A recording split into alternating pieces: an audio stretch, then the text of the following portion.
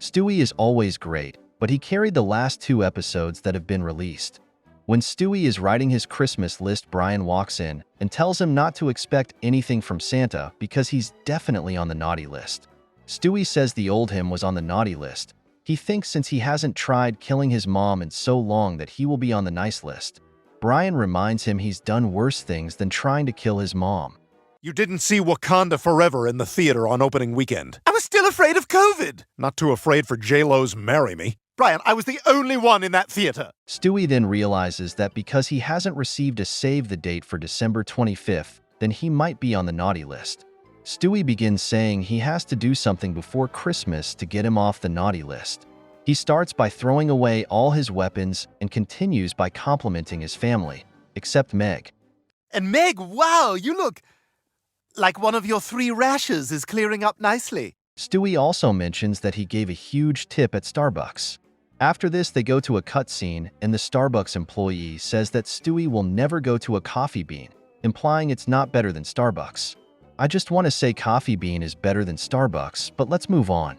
There's then a scene where Stewie is celebrating his anniversary with Rupert and Brian walks in stoned. He begins talking about his philosophical thoughts, and it makes Stewie extremely bored. But he never tells off Brian or walks away. I assume it's because he's being nice now for Christmas, so he has to bear through this insufferable moment. Later, Meg has found one of the weapons Stewie threw away, and she walks into the house with it. Stewie tries taking it away from her, and they start fighting for it. While both are tugging, Stewie accidentally shoots Meg and vaporizes her. He instantly feels remorse and hopes Santa doesn't get alerted of what he just did. I hope Santa doesn't hear about this. Stewie is only concerned about not making the nice list, so Brian tells him to forget about that since Meg is now dead. Because of this, Stewie dresses himself up and says he will pass as Meg from now on, but he's also holding auditions for someone to be the new Meg. Towards the end, when writing his Christmas letter to Santa, he remembers Meg.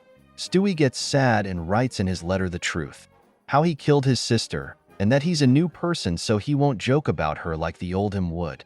He then confesses he really misses Meg and writes that he doesn't need presents from Santa. The only thing he wants this year is for Meg to return safely. This scene was sweet and proves Stewie has actually changed. He's not just pretending so he can get presents. The next morning when Stewie wakes up, he sees Meg under his tree. He runs to her and hugs her with a smile on his face.